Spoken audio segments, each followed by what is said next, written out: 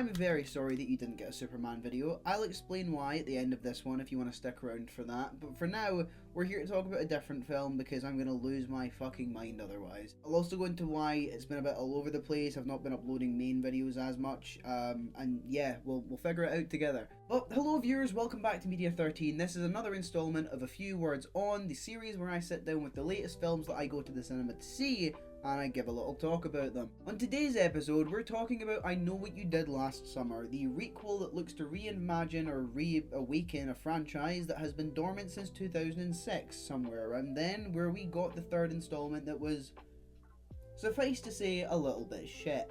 Now this remake had a lot going for it. It had the return of the two legacy characters in Freddie Prinze Jr. as Ray and Jennifer Love Hewitt as Julie James. It looked like it was doing its best to honour the original while ignoring that third film, thankfully, and for a lot of its credit it does do that, and we'll get in a little into what works about it and what doesn't. But yeah, it's definitely, it's up there with the requel films that I've seen recently. It's definitely, up until a certain point, one of the better ones out there. Sadly, there's a little bit in here that just completely derails any good faith that I have with it, and it's why I can't justifiably give it any more than the rating I ended up settling on. But that's the non-spoiler section. I know it's short, but now we're going to get right into spoilers, and right off the bat, I want to say I've never been more disappointed by the ending of a horror film ever. Maybe there's something that I'm forgetting, but for now, the I Know What You Did Last Summer requel, if you don't know, looks to, in my opinion, make a commentary on the way that these franchises will bring back legacy characters. The main comparison that me and Reese talked about was Dewey from Scream 5, how they bring back all the legacy characters, but one of the side one tends to be killed off to show that this new era means business. The reveal that Ray is actually the killer this time, spoiler alert, it felt very cheap to me. It somehow felt as though, in trying to make a commentary on the trope of bringing back legacy characters and having one of them die, it just shit all over it. In my opinion, I would have preferred that over this any day. Maybe I'm missing something, maybe it's something that I'll change my mind on a rewatch, but I cannot understand that character choice. I've never seen a more blatant attempt, or a blissfully unaware attempt to assassinate a character before. It's so disappointing to me, because this was a film that up until the twist reveal, the second reveal that is, of the second accomplice being Ray, I was enjoying it. I didn't think it was perfect. I think there were some things that I didn't really vibe with about it, but more often than not, I found myself enjoying it than not enjoying it. I think my biggest criticism about it before this moment, because I'm gonna have to separate the film before and after the Ray reveal to give my true thoughts on it. Before this moment, the biggest issue for me was that it just didn't really feel like an I Know What You Did Last Summer movie. And in saying that, what I mean is that one of my favourite aspects about I Know What You Did Last Summer, and I talked a little about it when I covered it, I think last year or the year before, I believe it was last. The whole idea that it came out after Scream, and it took what worked from Scream, it built off of the steam that Scream had, but it still played itself seriously, it wasn't trying to be funny. It had little naturalistic funny moments, but nothing over the top. With this one, it felt increasingly obvious that lines were said for laughs. The one rebuttal I've seen, and it actually came from Reese again, was that the way these characters speak tends to be how people in this modern era speak with people these ages. I sort of agree and I sort of disagree. I do think that there should be elements like that. There should be little moments like the way that these characters come across, like comedically beated. I don't know. But I think when every other line does that, it's too much for me. It strays too far from what I loved so much about the original. And I'm not saying that as a fault necessarily. I understand that a lot of people will be going, oh, this movie just clearly wasn't for you. I do admit that in a sense. I am a fan of the original. I do like the second one. I think the third one's one of the worst things I've ever seen. But I'm still a fan of this franchise. And so while I went into this expecting or hoping to enjoy it, I'm not increasingly shocked that I don't, because it's not as if this franchise has a high bar. I understand that I'm rambling a little, so I'm gonna go back to the use of the other legacy character in Julie James, and I did really like this. I like that she, until the very last minute, almost sort of Sydney-esque in Scream 5, didn't get herself involved. She kept herself away. She didn't want to have any part in this. She gave some advice and then sent Ava on her way. I think that aspect of the character is great. I think it does a lot of good. I think she's probably the prime example of how to handle a legacy character in this film, because it shits all over the other one. In terms of the new group, I do like aspects of it. I think Chase Wonders as Ava, the lead character, is pretty great. I loved her in Bodies as well, and so I wasn't surprised to see that she was yet again great here. This is the first thing that I've seen Madeline Klein in outside of Glass Onion. I think she was in either that or the first Knives Out movie. I don't want to sound harsh, I could not stand the character. There was moments where I felt like I was getting roped in, moments where I was starting to empathise a little bit, but then there was too many moments where her writing felt too inconsistent for me to feel fully engaged with her.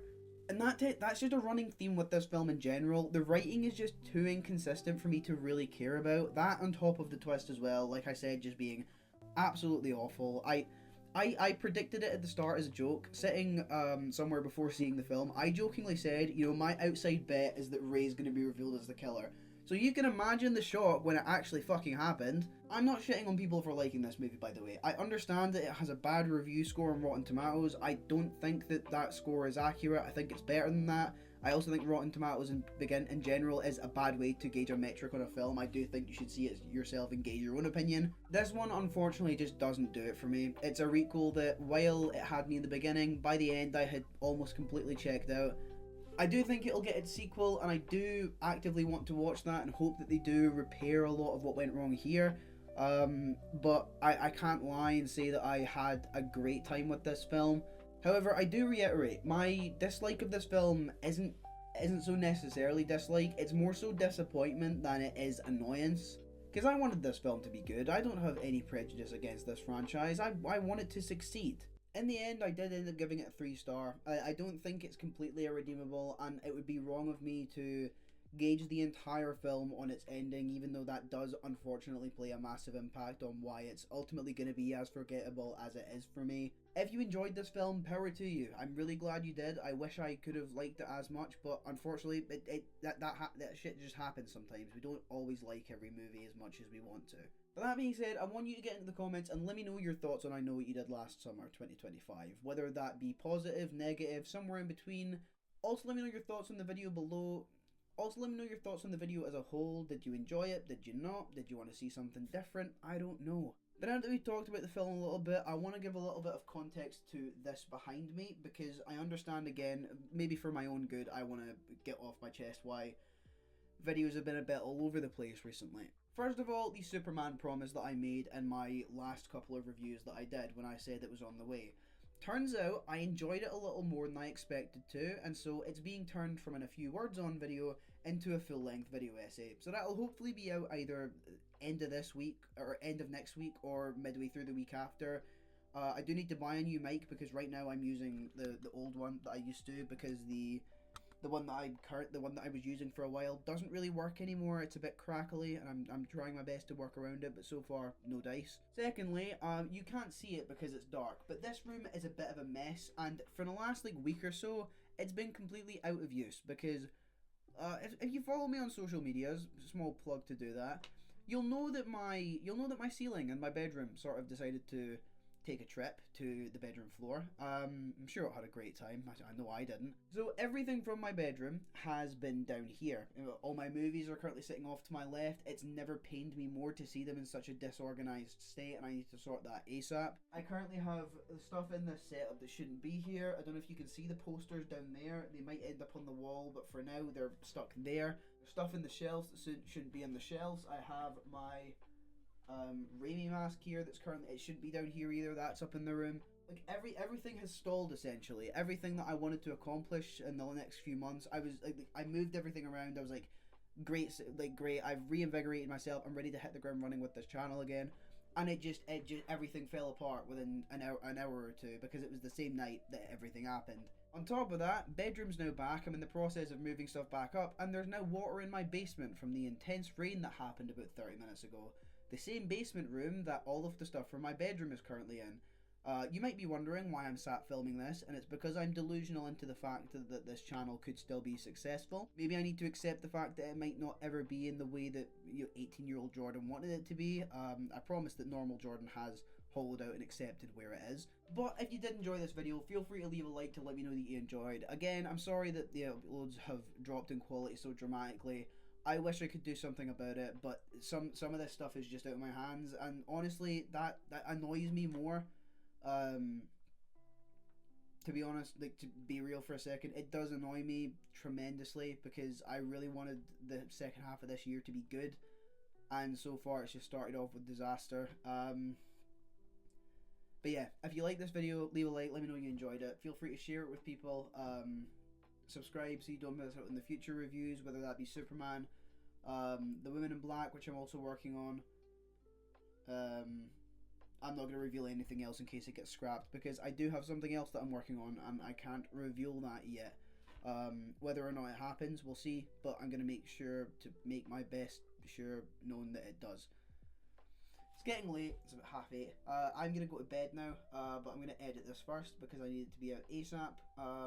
But I've been Jordan, Media 13. If you've enjoyed this, good.